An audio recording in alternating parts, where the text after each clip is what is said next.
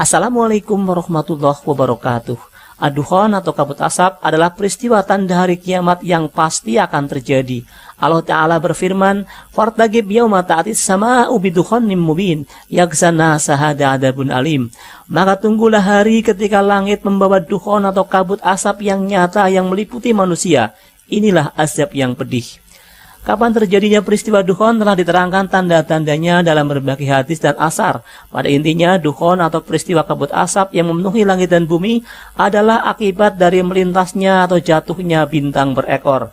Peristiwa dukhan akan terjadi pada masa Malhamah Kubro atau pertempuran akhir zaman yang terbesar antara Imam Mahdi dengan bangsa Rum atau Bani Asfar. Jika ada pendapat yang menganggap dukhan akan terjadi menjelang hari kiamat setelah masa pemerintahan Nabi Isa alaihissalam berakhir, itu karena mereka tak menggunakan dalil tentang kemunculan bintang berekor di waktu Malhamah. Kemudian jika ada pendapat yang menganggap dukhan akan datang terlebih dahulu, menimbulkan kehancuran teknologi sebelum kemunculan Imam Mahdi, itu karena mereka menganggap peristiwa suara dari langit atau hadah yang disertai tanda-tanda semacam bintang berekor, tiang api dan sebagainya sebagai peristiwa dukhan. Padahal keduanya adalah dua peristiwa yang berbeda, dan tidak ada satupun hadis dan asar tentang peristiwa hadah yang menyebut kata dukhan di dalamnya.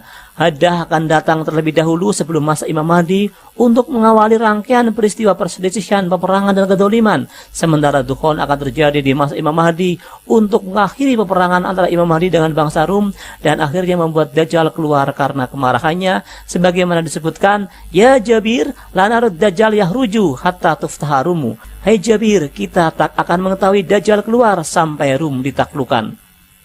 Keterkaitan bintang berekor dengan dukhan dan Dajjal terdapat dalam riwayat yang sahih. Ibnu Abbas radhiyallahu anhu berkata, "Manimtul barihata hatta asbahtu." Qultu, "Lima?" Qalu, "Tola'al kaukabu dzanab fahasitu ayakuna Dajjalu qad taraq." Aku tidak bisa tidur semalaman sampai waktu subuh. Aku, yakni rawi hadis Ibnu Abi Mulaikah bertanya, "Kenapa?" Beliau menjawab, "Telah muncul bintang berekor. Maka aku takut bahwa Dajjal telah keluar mengambil jalan." Dalam riwayat lain disebutkan, "Maka aku takut bahwa dukhan telah keluar mengambil jalan." Urutan terjadinya peristiwa tersebut disebutkan dalam riwayat yang sahih yang berasal dari sahabat Ubay bin Ka'ab radhiyallahu anhu tentang tafsir surat As-Sajdah ayat 21. "Walanudhiqannahum minal adzabil adna dunal adzabil akbar." Qala, "Musibatud dunya rumu wal batsyah abid dukhan." Qala, "Tsuman qata'a syai'." Faqala huwa Dajjal. Allah berfirman, "Maka akan kami timpakan kepada mereka azab dunia, azab yang paling dekat sebelum azab yang paling besar." Ubay bin Ka'ab berkata, musibah-musibah dunia atau musibah yang terdekat adalah Rum, lalu batsyah atau dukhan, kemudian terputusnya sesuatu, itulah Dajjal. Ini bermakna musibah dunia ini terjadi karena peperangan dengan bangsa Rum, khususnya di zaman Imam Mahdi. Lalu akan terjadi peristiwa hantaman yang sangat keras atau batsyah yang akan mengalahkan mereka.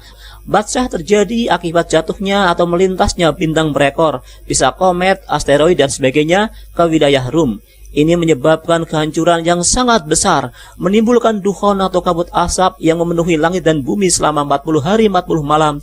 Dan ini akan menyebabkan terputusnya sesuatu yang mungkin menunjuk pada terhentinya waktu atau sangat lambatnya waktu, sebagaimana diceritakan tentang hari-hari Dajjal, yakni matahari terlihat bergerak sangat lambat di langit, dan di saat itulah Dajjal keluar. Urutan yang sangat detail yang memperlihatkan bahwa ini terjadi pada masa dua khalifah diriwayatkan oleh Ibnu Mas'ud. "Wa yahtalifu rajulani min ahli baitihi yusamayani bismi wahid, wa takunu malhamatun bi uqir Kufa, wa yudhiru qurbatan minal khalifah, thumma takunu alamatun fi Bani Asfar, wa yabtadi'u najmun lahu dhanab, wa yazulu anhum wa la yaudu ilaihim." Dan saling berkuasa dua orang dari ahli baitnya yang keduanya diberi nama dengan nama yang satu atau nama yang sama.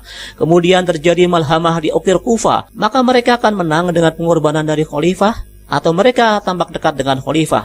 Kemudian akan terjadi alamat pada Bani Asfar yang diawali dengan kedatangan bintang berekor, maka itu akan menjauh dari mereka dan tidak kembali pada mereka. Dua orang dari ahli baitnya adalah dua orang khalifah atau dua Imam Mahdi yang namanya sama atau serupa, karena teks tersebut menyebutkan waktu terjadinya dikaitkan dengan malhamah. Teks itu juga menunjukkan makna saling atau susul menyusul, bisa juga makna yang menunjukkan perbedaan dan perselisihan antara dua orang, tetapi terasa janggal jika sampai dibawa ke ranah konflik. Dengan mempertimbangkan beberapa riwayat lain, kemungkinan Imam Mahdi kedua semula adalah salah seorang pasukan atau berada di bawah kepemimpinan Imam Mahdi pertama. Kemudian di saat Imam Mahdi pertama sakit atau sakit sebelum wafat, Imam Mahdi kedua lah yang menggantikannya, sehingga makna saling menggantikan atau saling berkuasa satu sama lain bisa lebih mencocoki. Setidaknya itulah yang nampak terjadi pada hadis-hadis tentang dua Mahdi lainnya. Wallahu a'lam. Teks selanjutnya dalam riwayat tentang bintang berekor itu cukup ambigu yang bisa memiliki beberapa makna. Siapakah yang dimaksud mereka? Apabila dimaksudkan kaum muslimin, maka bintang berekor itu tak bakalan mengenai mereka dan menuju pada Bani Asfar saja. Apabila dimaksud Bani Asfar, maka walaupun bintang berekor itu datang menuju mereka, tetapi kemungkinan hanya melintas saja atau hanya jatuh di wilayah dekat mereka seperti lautan, atau kemungkinan mereka bisa menangkisnya dan kerusakannya menyebar ke wilayah lain. Proyek pengembangan senjata atau misi untuk menghancurkan asteroid yang dikembangkan oleh Amerika, terutama NASA, kemungkinan karena khawatir terhadap peristiwa semacam ini. Dalam asar lain dari Ka'ab, bintang berekor ini disebutkan akan jatuh di wilayah timur. Asar Ka'ab ini menceritakan tentang 3 bintang berekor dan berbagai peristiwa lainnya. Bintang berekor yang pertama menandai kehancuran Bani Abbas atau Daulah Abbasiyah. Yang kedua kemungkinan menjelang kemunculan Imam Mahdi. Dan yang terakhir adalah pada saat Malhamah Kubro yang menghancurkan dan merusak banyak wilayah. Ka'ab berkata, halaka Bani Abbas inda najmin yadharu fi jawf wa haddatun wa wakhiyah yakunu dhalika ajma'u fi syahri Ramadan takunu humratu ma bainal khamsi ila al-ishrina min Ramadan wal haddatu fi ma baina nisfi ila al-ishrin wal wakhiyatu ma bainal ishrina ila arba'atin wa ishrin wa najmul ladhi yurma bihi yudhi'u kama yudhi'ul qamar thumma yaltawi kama taltawil hayat hatta yakada ra'syaha yaltafiyan wa rajfatani fi lailatil fashihin. Wa najmul ladhi yurma bi shihabun yanqaddu minas sama' ma'aha sautun sadidun hatta yaqwa fil masyriq wa yusibun nasa minhu bala'un syadid. Bani Abbas akan mengalami kehancuran saat bintang nampak di Jauf, dan akan terjadi haddah dan wahiyah. Itu semuanya akan terjadi di bulan Ramadan. Akan terjadi nyala merah humroh antara 5 hingga 20 Ramadan. Ada akan terjadi antara pertengahan hingga 20 Ramadan. Wahyah akan terjadi antara 20 hingga 24 Ramadan. Dan sebuah bintang yang dilemparkan akan menerangi sebagaimana bulan menerangi, kemudian menggulung sebagaimana menggulungnya ular, sehingga kedua ujungnya hampir bertemu. Dan 2 kegoncangan akan terjadi pada malam fasihin, malam ketika bintang itu diamati oleh para astronom. Dan bintang yang dilemparkan bersama gumpalan nyala api yang akan meluncur cepat dari langit bersama suara yang sangat keras hingga jatuh di wilayah timur. Dan ini akan menyebabkan manusia, NASA, akan mengalami bencana yang sangat besar akibat peristiwa itu.